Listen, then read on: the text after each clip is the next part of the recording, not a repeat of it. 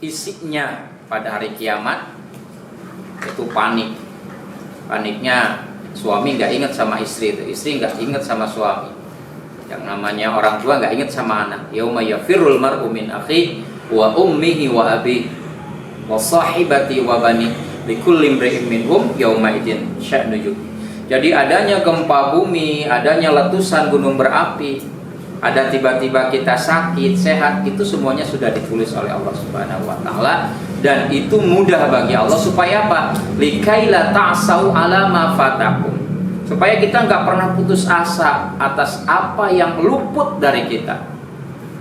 Kita kadang kalau lagi galau, ya, kalau banyak masalah putus asa, gini banget gitu, udah deh terserah. Supaya tidak putus asa dan tidak merasa bangga, sombong ketika Allah berikan anugerah kemuliaan, ya. Jadi bersyukur kepada Allah.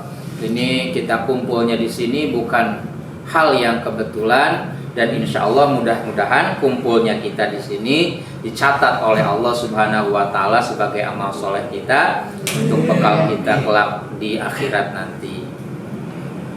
Bapak Ibu yang dirahmati Allah, bersyukur, ya, sangat gembira ketika saudara kami, ya, Mas Husain ini berkeinginan dari udah lama sebenarnya untuk mengadakan kajian, ya, untuk mengadakan sharing ilmu. Karena kita bagaimanapun sebagai manusia hayawanun natik membutuhkan ilmu. Seperti halnya fisik kita membutuhkan makanan ketika lapar, maka hati kita pun, ya, membutuhkan makanan, dan makanan hati itu adalah apa? Ilmu. Jadi kalau kita tidak bisa menjalani hidup ini tanpa ilmu, maka kita tidak bisa menjalaninya dengan baik. Jadi kata Rasulullah, man arada dunya falaihi bil ilmi, pengen sukses dunia maka pelajari ilmunya. Wa man arada al akhirah, saya ingin sukses akhirat, falaihi bil ilmi, maka pelajari ilmunya. Saya mau pengen dunia bahagia, akhirat selamat. Wa man aradahuma falaihi bil ilmi, dan barang siapa menginginkan keduanya maka itu pun dengan ilmu. Jadi ilmu dunia pun ya harus dipelajari. Untuk sukses seperti ini kan butuh proses, ada ilmunya, tidak instan, ya kan? Kita kan anak-anak sekarang pengennya instan, tiba-tiba jadi. Makanya banyak kan sesuatu yang dihasilkan dengan instan jatuhnya instan. Kayak investasi, ya, investasi pengen cepat kaya, udah akhirnya jatuhnya pun instan, ya. Jadi Bapak Ibu yang dirahmati Allah, sekali lagi bersyukur diadakan kajian seperti ini. Ini adalah untuk menumbuhkan himmah kita, semangat kita, bahwa kita itu bukan di dunia ini bukan tujuan hidup kita sebenarnya. Ad-dunya mazra'atun ilal akhirah. Jadi dunia itu hanya sebatas ladang, sarana untuk mencapai kehidupan kita yang kekal, yang sebenarnya ini akhirat. Jadi kita ini di dunia ini bercocok tanam saja. Nah hasilnya nanti akan dituai. Jadi di akhirat itu yaumul jaza. Gak ada istilah sholat lagi, ngaji lagi, itu udah semuanya hari pembalasan. Endingnya ada dua, kalau nggak surga ya neraka. Kalau kita berbuat baik, kebaikan, ya di surganya Allah. Sedangkan surganya Allah nggak bisa kita bayangkan. Oh, saya pernah nih ke tempat nih, Ustaz, yang indah nih, ke suatu tempat, surga lebih indah dari itu. A'dadtu, aku janjikan, kata Allah, li'ibadikas sholihin, bagi hamba-hambaku yang salih, mala ainun ra'at, sesuatu yang pernah lihat oleh kasat mata, wala udhunun sami'at. Kalau kita mendengar dari teman, ya saya pernah ke tempat yang indah, surga lebih indah dari itu. Wala khatara ala qalbil basar, bahkan ketika kita membayangkan, kayaknya surga itu gini ya, bahkan nanti di surga itu ada berapa? Ada 70 bidadari. Oh, itu kan. Surga itu lebih indah dari itu. Baru hanya disifati oleh Allah Subhanahu wa taala di dalam Al-Qur'an bahwa seseorang yang mendapatkan surga Allah akan diberikan qasrun, ya. Qasrun itu satu istana, min lu'lu'ati fil jannah. Istana itu terbuat dari mutiara. Fi dzalikal qasri sab'una daran. Jadi setiap satu istana itu ada 70 komplek katanya. Serba 70.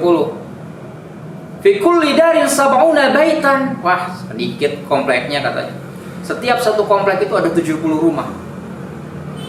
Fi kulli baitin sab'una firasan. Setiap satu rumahnya ada 70 tempat tidur. Fi kulli firasin sab'una sariran. Di setiap tempat tidurnya itu ada 70 ranjang. Fi kulli saririn sab'una imra'atan. Setiap satu ranjangnya ada 70 bidadari. Nah, saking jarangnya perempuan yang masuk surga, maka yang perempuan itu jadi ratunya yang 70 itu. Ya, serba 70. Bahkan di sana ada Maidah. Ini salah satu yang diriwayatkan dalam tafsirnya. Setiap satu rumahnya itu ada sabuna Maidah, 70 ruang makan, serba 70. Ya, yang bisa mengenyangkan. Jadi kalaupun kita makan, gak ada BAB, BAK, gak ada di sana. Nikmat, nikmat, nikmat, nikmat. Tapi ya ini ujiannya ketika di dunia kita mampu gak melewati. Jadi bersyukur kita ada kajian seperti ini. Setelah gersang seharian hati kita kan perlu disiram hati ini kan, diingatkan. Nah, maka dengan sarana kumpulnya gini, sharing, itu kan, ngobrol, tawasau bil haq, tawasau bisob, saling menasehati, silih elingan, silih geing, gitu kan. Maka ini adalah wasilah dari Allah Subhanahu wa taala. Kemudian Bapak Ibu yang dirahmati Allah, yakini bahwa Bapak Ibu ini berkumpulnya di sini adalah salah satu sarana bagi para penghuni surga. Jangan salah. Ya, mudah-mudahan bukan kumpul kita di sini, kita dikumpulkan di surga Allah Subhanahu wa taala. Karena kata Rasulullah sallallahu alaihi wasallam, Rasulullah bersabda, "Man salaka tariqan yaltamisu fihi ilman." Barang siapa yang menempuh jalan, tadi kan dari mana tadi itu? Dari ini ya, kantor produksi, dari mana? Ke sini nih. Apa yang dia cari? Yaltamisu fihi ilman. Dia ingin cari ilmu Allah. Bagaimana supaya saya bisa dekat lagi dengan Allah? Maka sahhalallahu lahu bihi tariqan ilal jannah. Maka Allah akan mudahkan bagi dia masuk ke surganya Allah Subhanahu wa taala. Jadi, Bapak Ibu yang dirahmati Allah, jangan pernah bosan mencari ilmu. Ilmu Allah itu sangat-sangat luas. Kalau kita cari ilmu Allah, keburu meninggal kita. Ya, makanya kan ada hadis Nabi, utlubul ilma minal mahdi ilal lahdi. Carilah ilmu dari mulai kita dilahirkan sampai kita kembali lagi. Jadi nggak akan habis ilmu Allah itu. Kullau kanal bahru midada li kalimati rabbi lanafidal bahru qabla an tanfada kalimatu rabbi walau ji'na bimislihi madada. Katakanlah lautan kan luas lautan itu. Lautan itu nanti pada hari kiamat itu wa idal biharu fujirat, daratan. Midadan, jadi tinta li kalimati rabbi, untuk menulis kalimat-kalimat Tuhan. Lanafidal bahru qabla an tanfada kalimatu rabbi. Tentulah tinta itu akan habis qabla an tanfada kalimatu rabbi, sebelum tertulis ayat-ayat atau firman-firman. Jadi Masya Allah, ilmu Allah itu sangat luas. Jadi jangan pernah berhenti. Jadi jangan sampai kita dari mulai SD yang dipelajari itu apa? Ilmu dunia aja. Sekolah itu buat apa? Supaya kerja nanti. Bukan sebatas itu. SMP 3 tahun. Ya. Kemudian SMA 3 tahun. S1, S2, S3, S-teler gitu kan. Enggak. Justru dengan bertambahnya ilmu itu bagaimana supaya kita lebih dekat lagi dengan Allah. Coba, udah berapa puluh tahun kita hidup di dunia, pernah nggak belajar ilmu sholat? Nanti kan keutamaan nanti dalam berikutnya ya, pertemuan berikutnya kita bahas dari rinci. Nanti kita berseri dari iman kepada Allah, rukun iman, rukun Islam. Pernah nggak kita bahas? Kita taunya sholat itu jadi penolong dari setiap masalah. Ceritakan Nabi Ibrahim dulu ninggalin istrinya, Nabi Zakaria dulu sempat gak punya anak, ya. Tapi dengan sholat semuanya beres. Yang punya masalah dengan sholat beres, ya. Orang yang sholat gak ada istilahnya berbuat fahsya, munkar, caci maki, ngata-ngati, gak ada. Tapi pernahkah kita belajar bagaimana supaya sholat kita diterima oleh Allah? Kadang kan kita sampai sekarang belum paham apa yang kita baca. Ruku, batur, sujud, gitu kan. Nah, itu ya. Jadi alhamdulillah bersyukur, kita harus bersyukur kepada Allah diadakan kajian seperti ini. Masya Allah, ini adalah wasilah kita, wasilah kemudahan bagi Allah untuk memasuki surganya Allah. Karena ahli surga, ahli neraka itu bisa dilihat dari kesehariannya. Kullun muyassarun lima khuliqalah. Masing-masing dimudahkan untuk apa dia diciptakan. Artinya apa? Kalau dia ahli surga, ya udah didekatkannya itu sama Allah itu ya kayak kajian, ngikuti agama gitu kan, pembelajaran agama. Tapi kalau bukan ahli kebaikan, ya tiap harinya dugem gitu kan. Nah, kita bersyukur kepada Allah diadakan kajian ini, mencari ilmu, dan sangatlah penting mencari ilmu agama. Kemudian yang perlu diperbaharui adalah tujuan kita, ya, tujuan kita mencari ilmu, tujuan kita bekerja, gitu kan. Itu harus betul-betul niatkan oleh kita itu ibadah. Jadi kalau diniatkan ibadah, itu semuanya pasti terasa ringan. Naon gawe? Yang adu gitu lah, gitu kan? Hanya sebatas itu, capek yang ada. Beunghar henteu gitu. Ya. Sampai gawe kawan. Jadi, nah ketika kita meniatkan betul-betul ini adalah wasilah kita, naon kita bekerja, ya kita bekerja untuk beribadahnya, nafkahi keluarga adalah wasilah ibadah kepada Allah. Nah itu, jadi niatnya harus diluruskan. Jadi betul-betul harus ikhlas, ya. Beda ikhlas sama gaji, beda. Jadi ikhlas itu menanamkan sikap kita betul-betul tulus, kita itu ya bekerja karena perintah Allah, harus menafkahi keluarga, harus membantu keluarga. Termasuk kita taklim di sini. Jadi taklim di sini itu bukan aduknya beres dari sini debat ilmu, bukan. Jadi setelah kita kajian itu justru semakin hati kita tunduk dan semakin dekat kepada Allah. Jadi percuma beres kajiannya dia gitu-gitu deh ya kelakuan anak. Jadi semakin kita mempelajari ilmu agama adalah semakin dekat kita kepada Allah Subhanahu wa taala. Karena kalau udah dekat ya, kalau seseorang kita juga tahu kan, nih seorang yang dekat sama bosnya pasti fasilitasnya dikasih sama bosnya. Seorang pejabat dekat sama pejabatnya, loyal, jabatannya pasti mudah banget dikasih. Begitu pula ketika kita dekati Allah, Allah pemilik segalanya, Allah yang menggenggam segalanya, Allah akan mudahkan segala urusan kita. Jadi kita mencari ilmu betul-betul harus tulus. Karena apa harus tulus? Dalam hadis Nabi kita tidak mau ya termasuk hadis Nabi. Jadi nanti itu ada 3 golongan. Inna awwala yaqti yaumal qiyamah rajulun ustushida.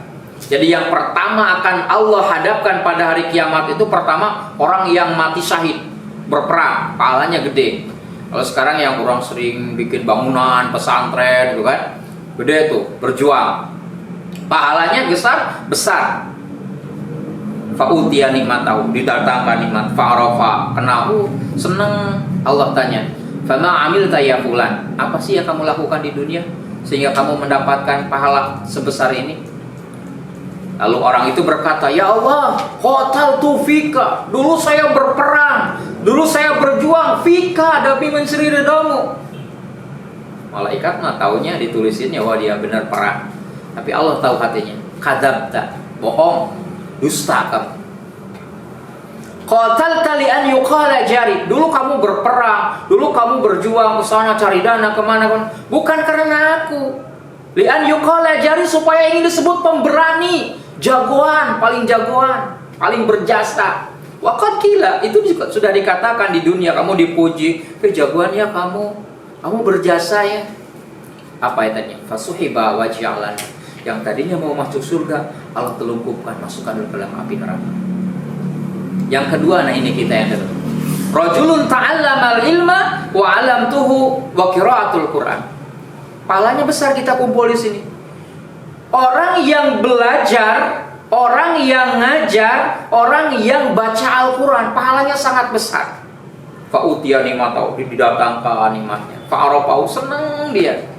Tapi Allah tanya, fama amilta, apa sih yang kamu lakukan ketika di dunia sehingga kamu mendapatkan nikmat seperti ini?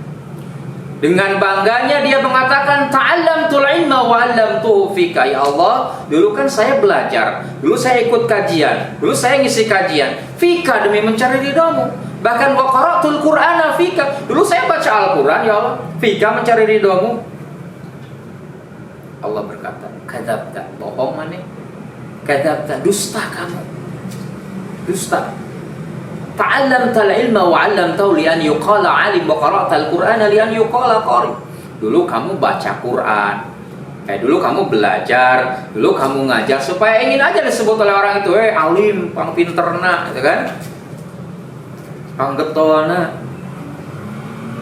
Bahkan orang yang baca Quran dikatakan qari. Pengen disebut qari, paling jagoan baca Quran. Wa qad qila, dan itu dikatakan. Akhirnya apa? Yang tadinya mau masuk surga, fasuhiba waj'alan. Dan yang terakhir adalah ini. Rajulun atahullahu malan. Jadi kita boleh iri ya, saking jarang orang yang kaya itu dermawan. Kebanyakan orang yang kaya itu pelit. Apalagi kaya dadakan. Ya, makanya boleh nih kita iri, boleh hasad. Ya, dua, rajulun atahullahu ilman. Jadi seseorang yang diberikan ilmu atau Quran, kemudian dia amalkan, kemudian dia diberikan harta yang kedua, kemudian dia infakkan, karena pahalanya sangat besar. Ketika pahalanya dikasih oleh Allah, dikasih tahu, oh sering sodako nih di dunianya, sering ngasih, pahalanya besar. Tapi Allah tanya, fama amilta, apa yang kamu lakukan ketika di dunia? Dia berkata, ya Allah, dulu kan saya diberikan kepercayaan rizki, materi banyak, kemudian engkau suruh berinfak, bersodako, saya sodako kan, fika, demi mencari ridhomu ya Allah. Kata Allah, kadzabta, dusta kamu, bohong.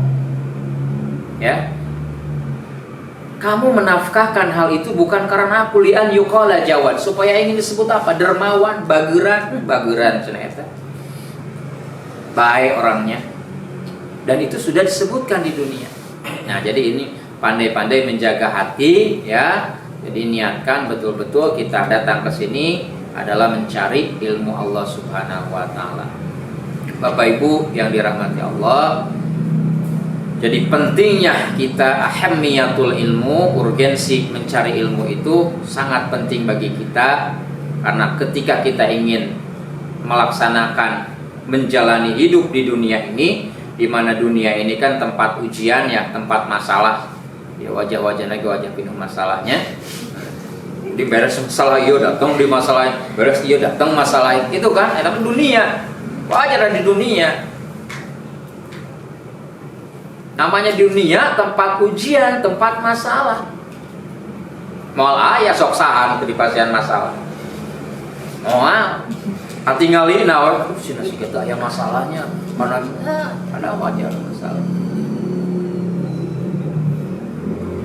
Ya sering ngobrol dengan Mas Pur saya di kota wisata kan, perumahan elit, mobil nomor berapa, begitu ditanya, begitu curhat apa? Curhat masalah.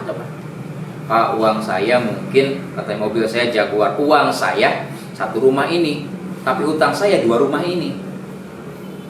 Jadi semuanya patah morgana. Yang penting kita bisa bersyukur, mensyukuri apa yang Allah kasih sekarang. Dan tenang, bahagia tuh ningali batur. Batur asa senang, asa makan kebohongan. asa seneng, asa. Ya. Nah, jadi udah kayak kita dikasih fasilitas di sini, kerja, jalani. Kadang kita kan begitu kerja ningali batu, asa kieu cenah. Asa kieu. Da begitu pindah we masalah deh masalah. Moal aya moal teh masalah. Jadi memang dunia mah tempat masalah. Nah, untuk menyikapinya kudu aya ilmuna, kudu apal ilmuna. Ieu teh Sunda sadaya teh aya Jawa. Campur. Oh, campur. Jawa apa enggak Jawa? Ya gado-gado ya. Tadi aku karis ku Sunda mah rada geuna gitu kan ka urang Sunda. Nah, jadi memang itulah perlunya ilmu bina menjalani. Makanya ketika bekerja, jadi jangan begitu kerja itu, aduh nanti apa ya, saya gajinya berapa ya. Jangan dulu itu, kata Allah, fakuli malu dalam apa? Gawe, damal. Fasayarallah. Wa rasulnya kayak Allah ningali, Rasulullah ningali. Ya, jalmi bosnya ningali, gawe orang, oh, gawena bener nih, udah. Rata-rata kebanyakan sebelum kerja nuntut gajinya berapa? Geus ngopi. Leres, ya. Nah itu. Jadi memang resep dari Al-Qur'an itu sudah ada semuanya juga. Dan mau bekerja dimanapun pasti masalah mah ada. Toh, di mana damal nu aya masalah? Tumping ka dia, Pak, damal aya pancar, kan pasti aya. Nah, ya. Jadi fungsinya kita kumpul di sini adalah ya terutama hati kita, ya hati kita itu kan kadang-kadang galau gitu kan, kadang-kadang banyak masalah atau apa, yaitu datang ke Allah, ada ilmunya. Atau kita pun kan tahu Islam itu, akhirnya tahu Islam apa itu Islam agama Islam kan, mahwal Islam ada di dia, mahwal Islam, apa itu Islam? Agama aja. Ini agama Islam naon? Hah? Agamanya Islam, mahwal Islam. Naon Islam teh?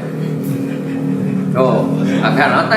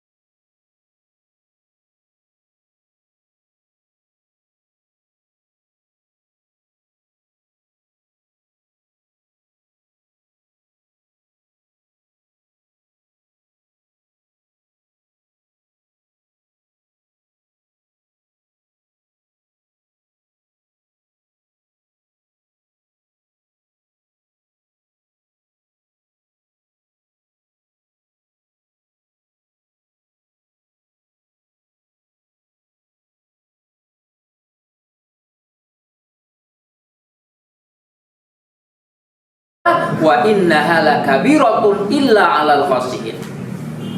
Jadi kalau ada masalah, kalau ada problem dalam keluarga, dalam pekerjaan, dalam lingkungan sosial, hadapi dengan sholat dan sabar. Tapi kata Allah, wa innaha lakabiratun, hal itu sungguh berat, illa 'alal khashiyin, kecuali bagi orang-orang yang khusyuk dalam sholatnya. Siapa orang yang khusyuk dalam sholatnya? Ayat selanjutnya, alladzina yadhunnuna annahum mulaqu rabbihim, yakni orang yang yakin suatu saat dia akan bertemu dengan Allah. Wa inna ila rabbihim raji'un, dan dia akan dikembalikan kepada Allah. Ya. Jadi kuncinya tadi betul-betul kita cari bekal yang cukup di dunia. Artinya apa? Kan ada tuh sahabat yang pengen kayak Nabi, hiji mah puasa we kalpoe. Hiji mah salat malam, yang satu puasa terus puasa aja, dia nggak pernah buka tuh. Yang satu lagi salat malam aja, pengen nyerupain ibadah Rasulullah ketika kepada Siti Aisyah. Yang satu lagi nggak mempergauli istri, ya. Akhirnya Rasulullah marah. Saya itu paling takwa, paling sufi di antara kalian. Ketika saya buka, saya buka. Ketika saya puasa, saya puasa. Ketika saya pergauli istri, saya pergauli istri. Artinya semuanya punya porsi. Waktunya sholat, kita sholat. Waktunya kerja, kita kerja. Nah ini. Jadi apapun tadi, kembalikan lagi ya ke kisah tadi yang 3 orang tadi. Niatkan semuanya ibadah. Kalau kita bekerja, niatkan, oh ini ibadah. Saya mencari nafkah nih buat istri, ini ibadah. Dapat pahala. Tapi hanya sekedar, kalau tadi sekedar gawe neangan duit, capek yang ada. Ya. Nah itu. Jadi kembali lagi, carilah ilmu sebanyak-banyaknya. Dan ilmu ini, semakin kita mencari ilmu itu bukan buat debat, sekali lagi, bukan nanti kita buat ajang debat dan sebagainya, untuk supaya lebih dekat kepada Allah. Karena kalau kita udah dekat dengan Allah, insya Allah kita pun akan ditolong. Ya itu. Jadi yang pertama yang dititipkan sholat. Ya, sesibuk apapun jangan pernah kita meninggalkan sholat.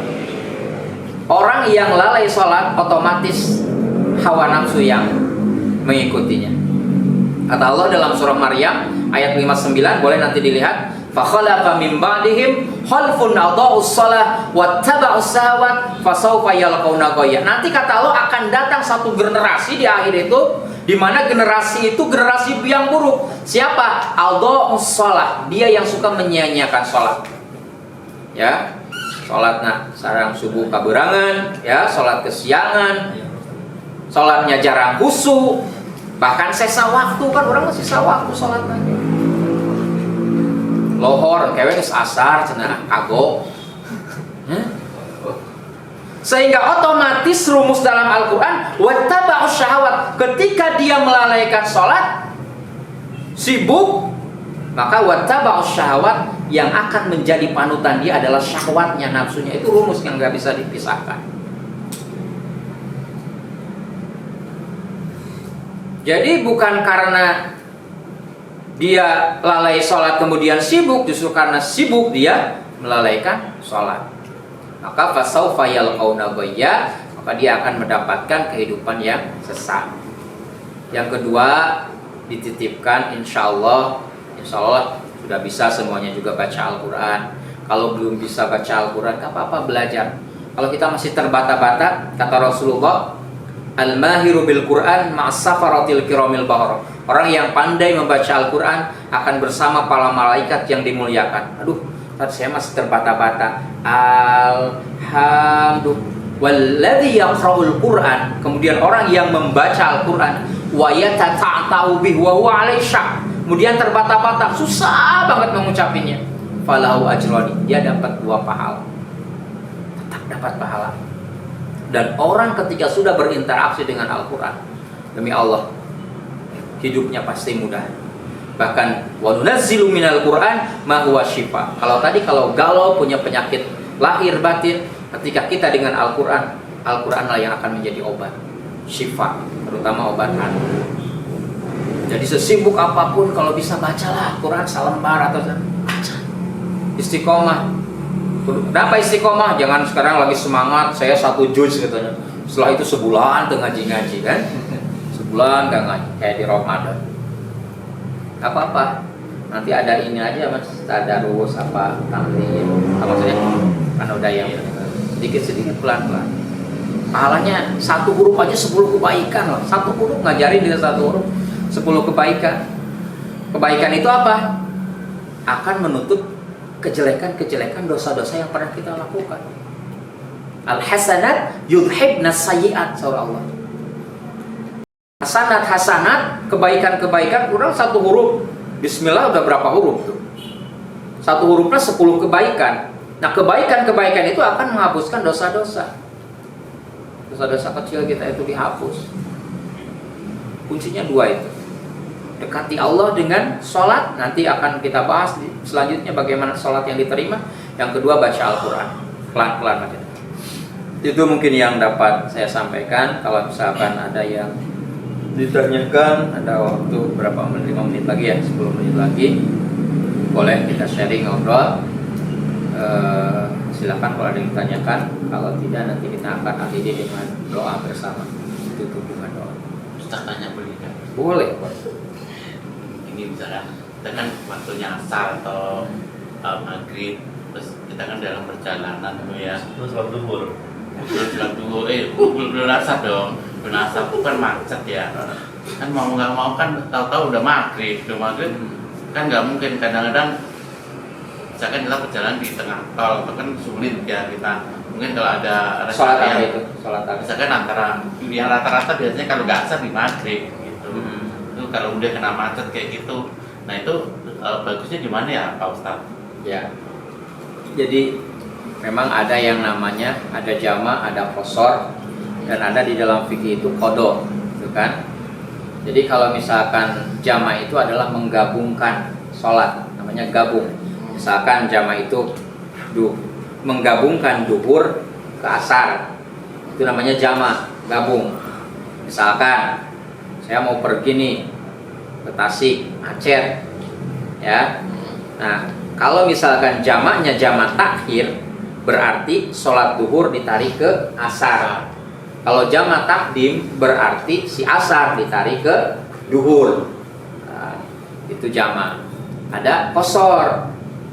Qasar itu meringkas sholat. Misalkan yang tadinya duhur 4 rakaat diqasar, diringkas jadi 2 rakaat. Gak apa-apa, justru agama itu mudah. Jadi kayaknya nggak sempurna deh. Bukan asa ya, agama itu bukan asa. At-tahsin wa takbih, baik buruk dalam agama itu bukan berdasarkan baik buruk perasaan, tapi dikembalikan syariat. Nah itu qasar. Tapi enggak, kalau misal maghrib 3, saya jadi 2,5, nggak bisa. Kalau maghrib tetap 3. Nah, misalkan yang maghrib itu tadi, saya sih mungkin kan udah kan Pak. maghrib sama isya. Maghrib sama isya itu bisa juga. Iya, jadi gabung itu asar sama maghrib, ya.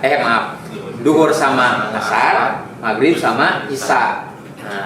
Nah itu yang dikerjakan maghrib dulu atau isya dulu?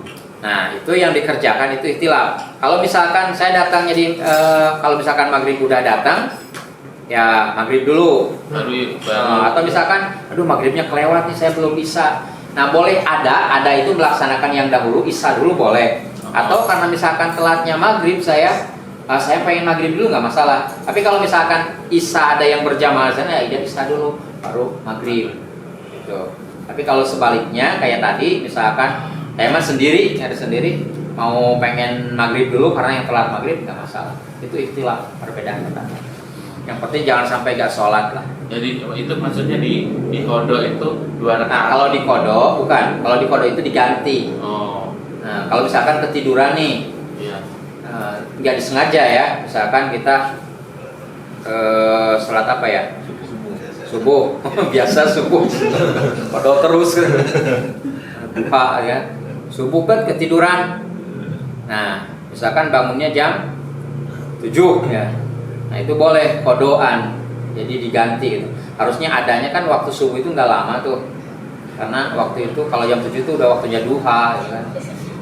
Nah, jadi kita boleh kodoan. Ini ada berpendapat kodo, ada yang tidak berpendapat kodo. Tapi nggak apa-apa mau kodo. Cuma yaitu ma'as qala alal munafikin. Jadi sholat yang paling berat bagi orang munafik itu adalah sholat isya dan subuh. Kalau isya kan udah capek nih, aduh capek tiduran ngantuk bentar 14. Nah, Kalau gimana? subuh, Ya itu betul Ustaz. Nih misalnya gini, kita udah pulang kerja nih, tiba-tiba kan Pusing. tiduran gitu kan langsung tidur. Nggak tahu jam 2 gimana tuh? nah kalau jam 2 masih bisa. Jam 2 jam 4 Jam 4 masih bisa kalau subuhnya setengah 5. yang penting ini sebelum subuh tuh masih Iya. sah kan? Kalau isya masih sah. Bahkan zaman dulu Rasulullah itu boleh diakhirkan nih kayak gini nih. Ini belum pada sholat isya kan? Nah, zaman Rasulullah boleh takhiru sholatil isya babnya dengan apa? Dengan taklim. Jadi Rasulullah taklim. Nah, setelah itu diakhirkan sholat isyanya. Kalau itu boleh. Ada babnya khusus. Jadi kalau kita Tapi bukan buat gadang. kalau capek istirahat dulu boleh dong, misalnya kita ngantuk belum pengen tidur. Boleh. Jujur ya Pak, dan Ya, nggak apa-apa. itu Boleh, udah tapi capek, diutamakan di udah awal. mandi, terus udah itu langsung langsung tidur aja, tahu-tahu udah antar dulu gitu. Iya. Kalau yang biasa saya sih yang saya lakukan tuh bisa, kalau subuh sih Iya. insya Allah jarang ya. Jarang itulah. Jarang telat. Kalau tidur ya on time ya. Pak. Betul. Nah, jadi memang kembali ke kita, kira-kira kita itu bisa bangun nggak ya? Kalau misalkan kita dengan rebahan, yakin saya ini bangun, Iya. nggak apa-apa. Tapi kadang kita karena kebiasaan tiba-tiba bablas, yang mendingan adalah sholat dulu, paksain gitu kan. Nah, tapi kalau misalkan tadi kayak gini, sholat malam kan, antara Umar dengan Abu Bakar beda sholat malamnya. Kalau Abu Bakar seringnya sholat malam itu sebelum tidur. Kenapa? Karena ditakutkan gak kuat bangun malam. Tapi kalau Umar tahajud atau qiyamul lailnya itu dia setelah tidur di akhir, ya, di sepertiga malam. Kenapa? Karena yakin Umar itu kuat untuk bangun. Nah, jadi kembali lagi ke kita. Kita misalkan habis kerja nih capek. Biasanya rebahan itu ya itulah godaan setan. Tunggu dulu deh, bentar lagi deh, tanggung masih capek gitu kan. Nah, tapi kalau misalkan dengan itu mau rebahan, saya mah nanti bangun sekalian mau sholat malam aja deh, pasti bangun, ya bismillah nggak apa-apa. Tapi kalau misalkan kayaknya kita bablas itu karena lelah kan, namanya udah kerja mungkin lelah, pasti bablas, ya udah mendingan diutamakan awal waktu aja, sholat dulu aja. Nah, dijelasin kan alasannya kenapa harus sholat jamaah. Berarti jadi kosong mulu. Jadi dua semua. Ya. Jadi ya nanti ada khusus di dalam fikih bab jama dan qasar. Cuma ya salah satunya qasar itu buat yang safar, buat yang dalam perjalanan gitu kan. Yang lebih utama itu jaraknya juga. Kalau misalkan nggak boleh. Nah, kecuali masakan dari sini ke sana itu memang benar-benar nggak jalan ya, macet. Iya, iya. Memang fikih itu berkembang ya, kayak di Jakarta ya. Jakarta ini kan nggak bisa ditebak tuh. Seandainya kita wanti-wanti aja, kalau misalkan kayaknya ini kan udah biasa macet nih, macet di mana, pilih macet, ya utamakan sholat dulu. Cuma jangan, Islam itu ringan, mudah, tapi jangan diringan-ringan gitu. Iya. Kayak gitu. Jangan dicari-cari alasan, tapi Tidak sendiri. Saya nanya lagi misalnya gini, kita di dalam perjalanan misalkan ya, terus dalam waktunya sholat nih, terus celana kita itu kotor, ya, dan kena kotoran yang Kotor atau najis? lah ya, najis ya istilahnya. Terus kita jauh lah dari masjid, dari apa misalkan ya, kan sudah perjalanan kan, kadang-kadang kan kita juga pernah ngalamin, kadang-kadang kita buru-buru lari gitu, terus kena najis misalkan, waktu itu adalah mau sholat nih, nah itu gimana? nah jadi memang Itu kan agak susah saya. kotor sama najis beda ya. Kalau kotor masih bisa gitu kan, kalau kotor. Tapi kalau najis, syarat sah sholat memang bersih dari hadas atau bersih dari najis. Nah, masalahnya ketika kita misalkan lagi perjalanan ya, misalkan mampir kemana rest area, tiba-tiba kan ada najis gitu kan. Iya. Karena kita itu nggak bisa kalau misalkan sholat tapi ada najis. Kalau bisa, kalau najis mau apa-apa itu ringan. Misalkan kita nih ke toilet, ya mau apa-apa itu cukup dibasuh, misalkan ya ketahuan lah yang najisnya ini, tinggal basuh pakai air sampai rihuhu baunya sama datnya udah nggak kelihatan, udah bersih. Karena najisnya najis pertengahan diusahakan itu.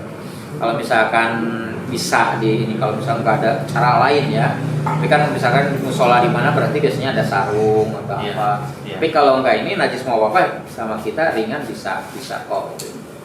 Itu kasih rok please kasih satu. Kita juga pernah kemarin kalau mau sholat juga najis tuh jadi sholat. Jadi mana? Ya makanya dia kan sama dong pertanyaan kan otak. Jadi nanti harus siap di mobil harus siap sarung. Sedia payung sebelum turun hujan. Ini saya pengalaman sama dia Pak Ustadz. Jangan apa-apa, sharing. Saya singgah dia ini pernah.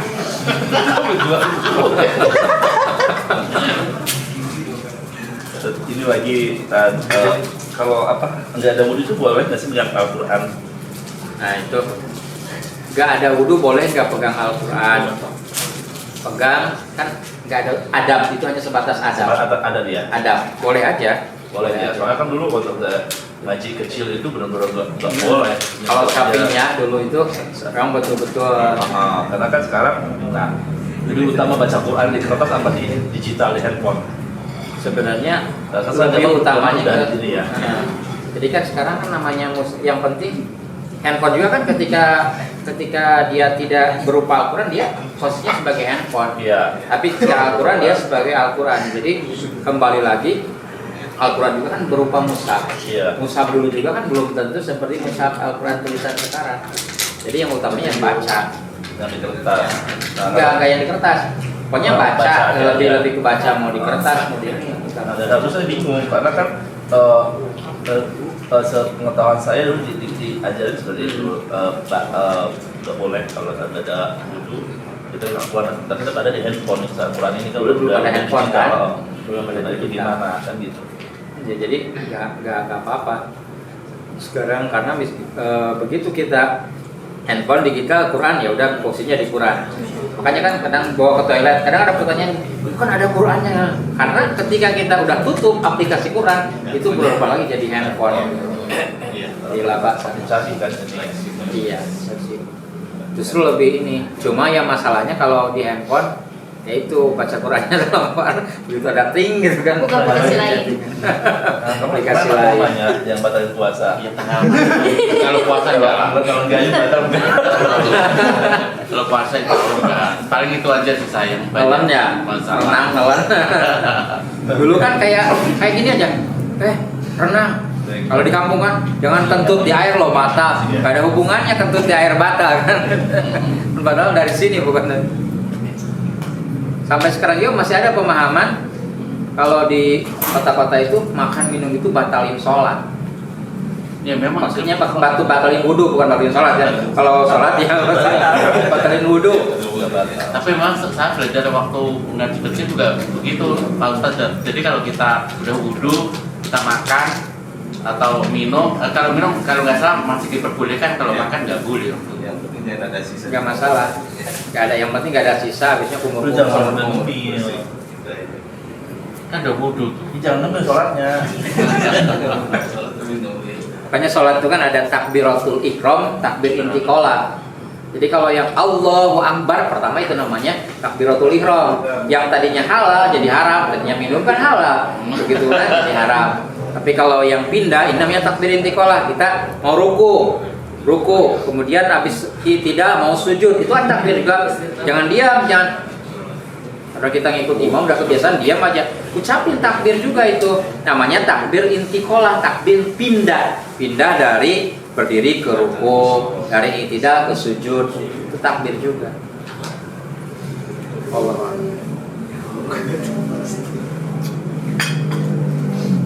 Ada lagi? Kalau enggak, Untuk ada bab sholat ini ya, kita banyak nanti. ya nanti boleh nanyanya, kan ada khusus sholat juga, ada bab qashar, sholat Jumat, gimana kan banyak tuh masalahnya.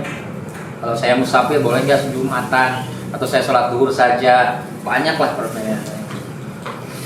Kita akan ada kurikulumnya selanjutnya, jadi kita sebulan 2 kali. Jadi masih banyak materi-materi yang akan disampaikan oleh Pak Ustaz. Kita belajar bareng di sini ya. Ya mungkin nanti Wawan juga boleh ya, kamu kasih enggak, kamu bisa paham udah baca Quran tadi dan lain-lainnya, kamu bisa Sharing. ya, bisa sharing. Terus dong.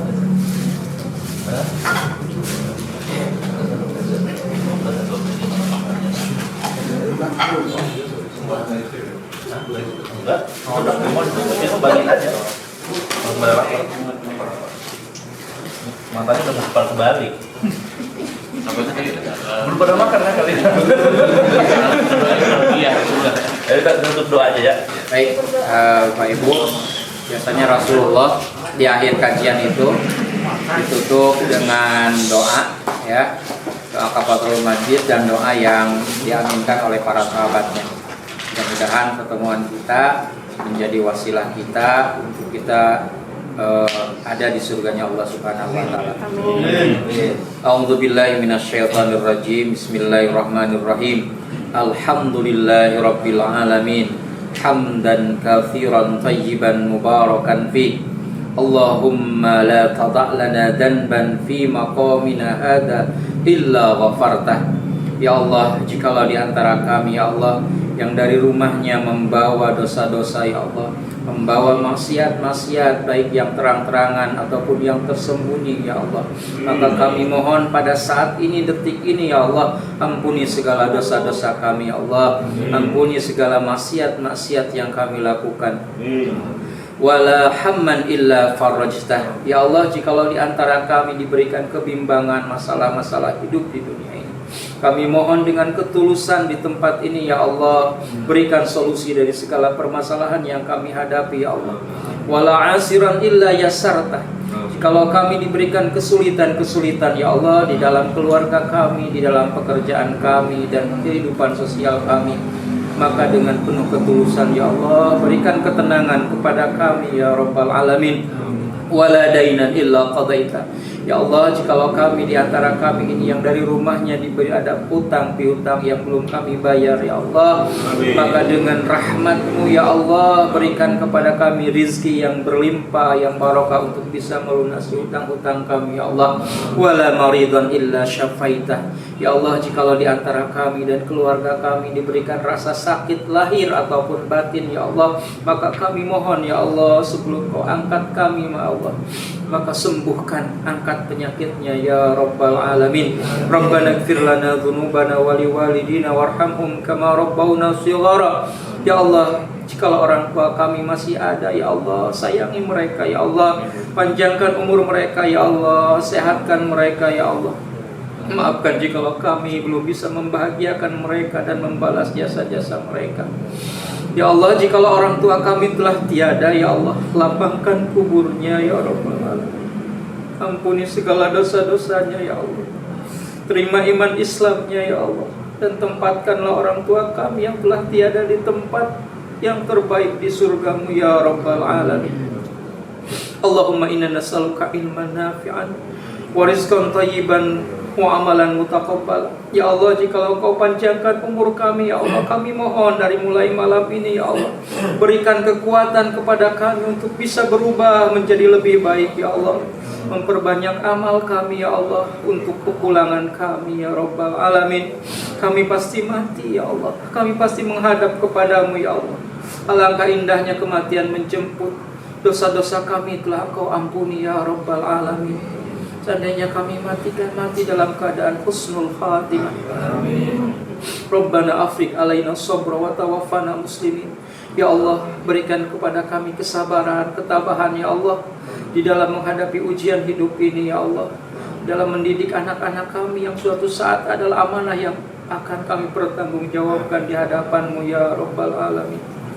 Rabbana la tuzigh qulubana ba'da idh hadaitana wa hab lana min ladunka rahmah innaka antal wahhab. Rabbana la tu'akhidna in nasina aw akhtana. Ya Allah, jangan hukum kami, jangan siksa kami jikalau kami tersalah dan berdosa ya Allah. Ya Allah, jangan bebankan kepada kami beban yang kami tidak sanggup memikulnya ya Allah. Sayangi kami ya Allah, ampuni kami ya Rabbal Alamin. Ya Rabbal Alamin, Ya Allah yang Maha Tahu segalanya. Jadikan dari mulai saat ini ya Allah, jadikan kami adalah hamba-hambamu yang selalu taat kepadamu ya Allah. Mudahkan segala urusan kami ya Allah, dalam pekerjaan kami ya Allah, dalam keluarga kami ya Allah. Rabbana atina fid dunya hasanah wa fil akhirati hasanah wa qina adzabannar. Ya Allah, sebagaimana Engkau kumpulkan kami di tempat ini, keluarga kami mohon kumpulkan kembali di surga-Mu ya Rabbal Alamin. Wa sallallahu ala sayyidina Muhammadin wa ala alihi wa sahbihi wasallam. Subhana rabbika rabbil izzati amma yasifun wa salamun alal mursalin walhamdulillahi rabbil alamin. Ya mujibas salat al-ijabah al-Fatihah. Alhamdulillahi rabbil alamin arrahmanir rahim.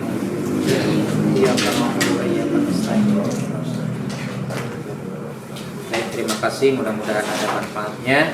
Subhanakallahumma wa bihamdika asyhadu an la ilaha illa anta astaghfiruka wa atubu ilaik. Assalamualaikum warahmatullahi wabarakatuh.